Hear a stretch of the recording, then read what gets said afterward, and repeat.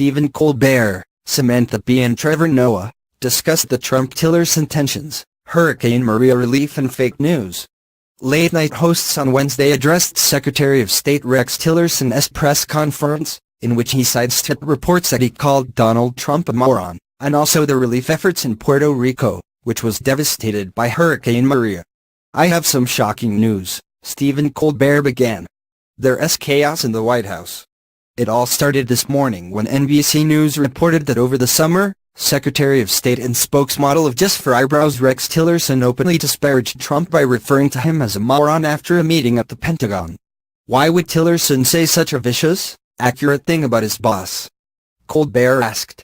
"Well, apparently tensions came to a head around the time Trump delivered a politicized speech to the Boy Scouts, an organization Tillerson once led.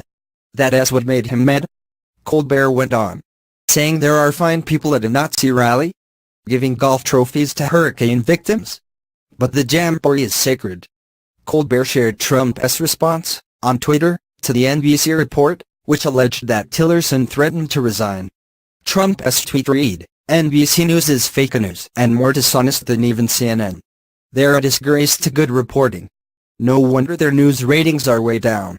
Hours later, Tillerson mysteriously, totally unrelated to Donald Trump, decided to hold an impromptu press conference, Colbert explained.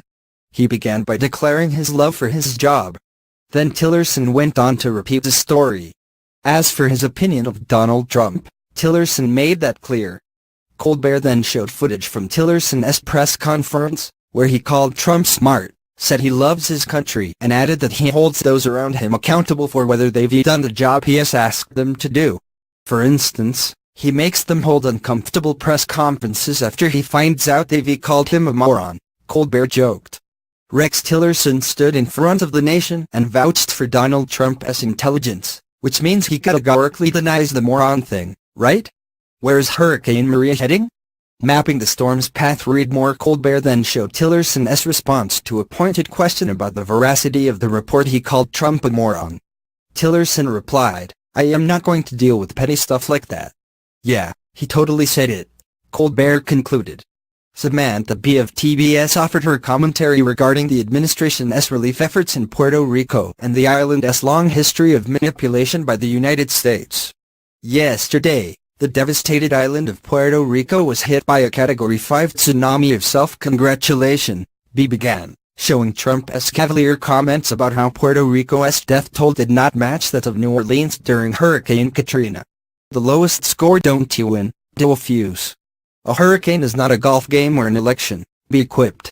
If you re shocked by this, then you are not Puerto Rican. Truth is, we've been treating them like the unwelcome nephew under America's stairs for more than a century. The average income of Puerto Ricans is $15,000, less than half of Mississippi," he continued. "Meanwhile, food in Puerto Rico costs twice as much as it does in Florida because of an obscure little shakedown known as the Jones Act, which is as unfamiliar to most Americans as it clearly is to my graphics department. The Jones Act," the host explained, "requires all trade between U.S. ports to be done on U.S. merchant ships built in the United States and manned by American sailors. Here's another thing that is not Trump's fault: Operation Bootstrap, a tax haven scheme that started back when Donald was 1 year old, he said, noting that Operation Bootstrap gave tax advantages to companies located in Puerto Rico. And Puerto Rican dollars flooded back into the United States to businesses that had no stake in the island's long-term success. So when Bill Clinton cheated those companies out of those tax breaks, they did what any self-respecting partner would do: they packed their bags and walked out the goddamn door, leaving the Puerto Rican economy to be solely based on sexy barbers and dancing in the street. Soon after the manufacturing exodus, the global economy imploded. Also our fault, and Puerto Rico's economy has never recovered," he went on. "And right now, half the population still don't have drinking water to soak up with all those free paper towels POTUS chucked at them before declaring mission accomplished." Trevor of Comedy Central turns his eye toward the fake news phenomenon.